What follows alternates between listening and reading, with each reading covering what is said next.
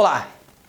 A super dica de hoje está montada em cima da resolução de algumas questões de provas de exercícios anteriores trabalhados no concurso da ESA. Vocês verão que são assuntos que já foram tratados aqui no canal. Lá eu montei no PowerPoint, onde eu explico alternativa por alternativa qual a correta e por que esta está errada ou está correta. Lembro a você e peço a você que leia a pergunta, dê um pause, tente responder com o conhecimento adquirido até então. Se não se sentiu seguro para responder a questão, volte lá na dica, olhe novamente, reveja os seus resumos. Aí sim, volte e tente resolvê-la. Depois veja a explicação, o porquê de cada questão. Se for necessário, complemente o seu resumo. Mas o que fica de importante é que o quê? O exercício é um momento da consolidação da aprendizagem. Por isso que se trata de um momento importantíssimo, aonde você vai ver se aquilo que foi passado aqui no canal, se aquilo que foi passado no seu resumo é o suficiente lá para o dia da prova você resolver a sua questão. Primeira questão, CFS 2012-2013. No século XV, o lucrativo comércio de especiarias, artigos de luxo, era praticamente monopolizado pelas cidades europeias de letra A, Paris e Flandres, B, Londres e Hamburgo, C, Gênova e Veneza, D, Constantinopla e Berlim e Lisboa e Madrid. Primeira coisa a gente entender é que quando ele fala em comércio de especiarias, ele está falando naquelas mais diversos artigos da época. Pimenta do reino, mava, chá, condimentos dos gerais que a gente tem aí.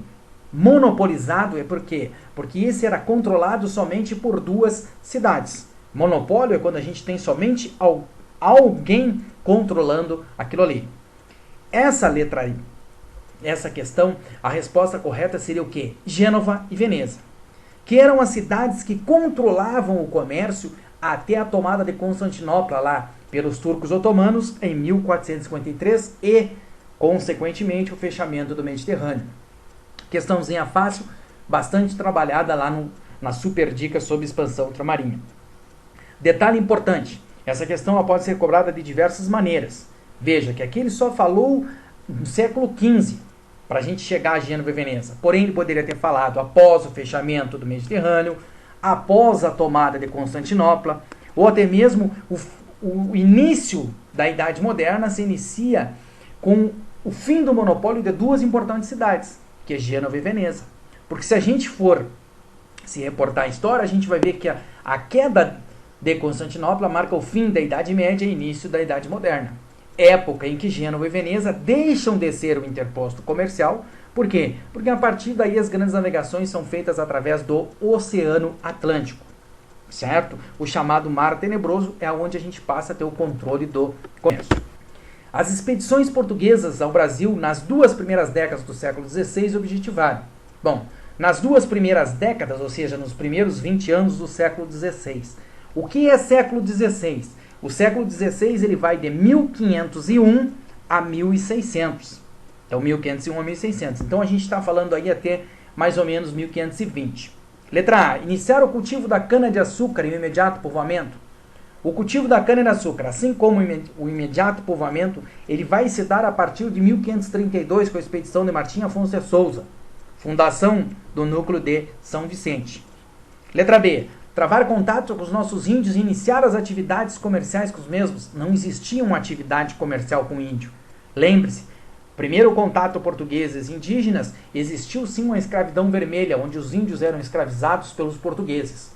E se existia algum tipo de atividade, era feita através do chamado escambo, que nada mais era que uma troca, não existia moeda corrente. C. Transferir para o Brasil os acusados de heresias protestantes na corte portuguesa. Aqui tem que tomar cuidado para não confundir com os chamados degredados. Quem vinham para o Brasil eram sim os degredados, alguém que cometia algum crime lá em Portugal.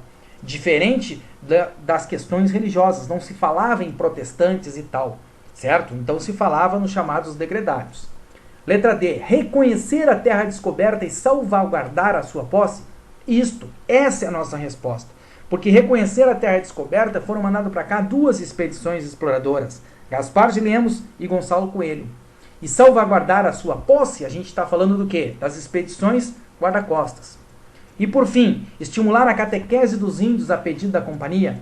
Essa catequese dos índios ela vai ser estimulada a partir da vinda dos jesuítas, a partir da criação dos governos gerais.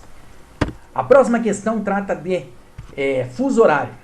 Um navio estava em Angra dos Reis, 44 graus oeste, saiu para fazer uma viagem em direção a Fernão de Noronha, 30 graus oeste, às 6 horas, no período da manhã, e terá uma duração de 8 horas.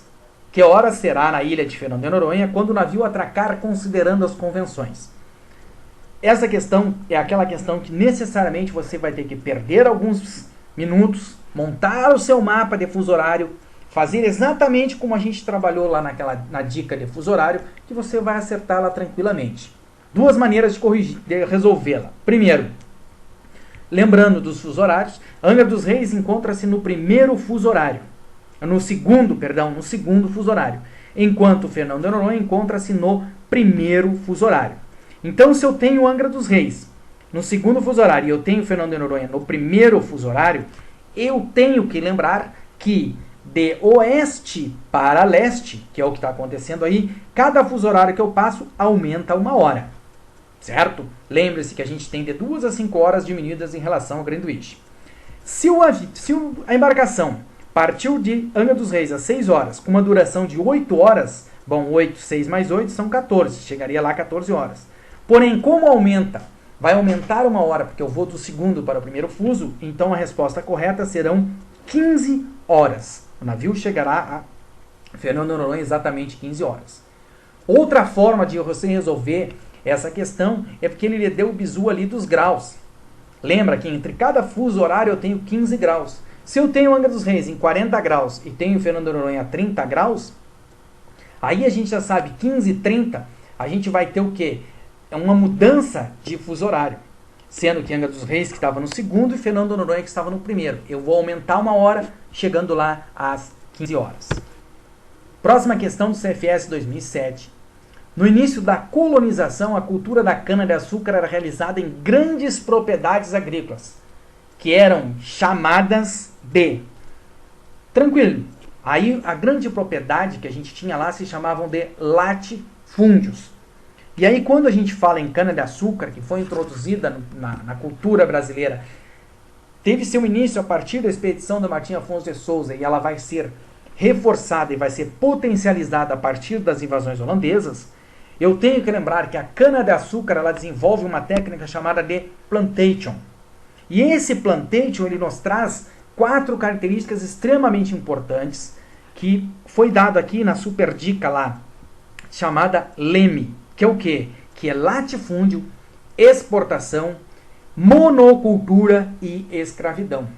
Então a nossa cana-de-açúcar ela é desenvolvida em cima dos latifúndios. O que são os latifúndios? São grandes propriedades agrícolas. Então quando falar em cana-de-açúcar, lembre-se do plantation, que é um tipo de cultura desenvolvida de rotação, e essa plantation tem a característica do LEME, latifúndio, exportação, monocultura e escravidão.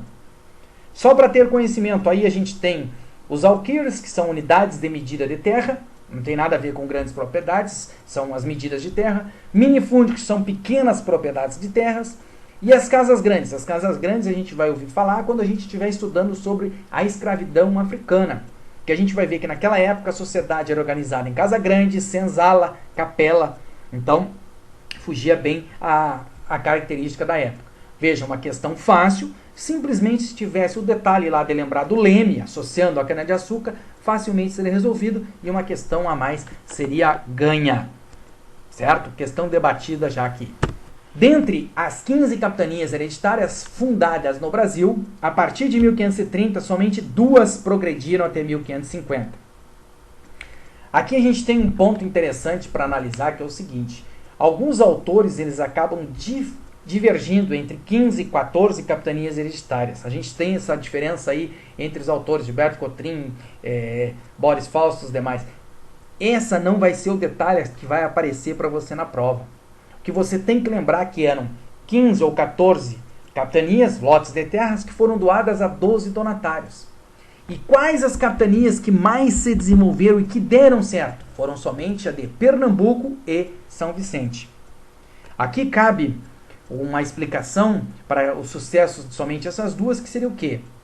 A de São Vicente ela foi administrada pelo Gonçalo Monteiro, porém ela foi doada a Martim Afonso de Souza. Se a gente for ver, aqui a gente tem o primeiro núcleo de povoamento, aqui se vai criar o primeiro engenho de cana-de-açúcar, várias cidades, várias vilas foram se desenvolvendo a partir de São Vicente. Então isso favoreceu com que aquela capitania tivesse êxito. Também mais tarde a gente vai ter cana-de-açúcar, vai ter o café, tudo nessa região. Já a capitania de Pernambuco, ela foi doada a Duarte Coelho e ela vai ter um sucesso muito importante, que vai ser o quê? Ela vai acabar tendo a introdução da plantação de cana-de-açúcar, aonde ela vai encontrar a cana-de-açúcar, o solo chamado Massapê, o solo do Nordeste, lá da Zona da Mata, e ali vai ter uma principal área produtiva da cana-de-açúcar no Brasil. Então, por que essas duas, Pernambuco e São Vicente, deram certo? Porque elas já tinham uma estrutura montada, seja São Vicente, né, com o primeiro núcleo de povoamento, seja o solo propício ao plantio da cana-de-açúcar. Então isso explica o sucesso de Pernambuco e São Vicente como as duas capitanias mais exitosas.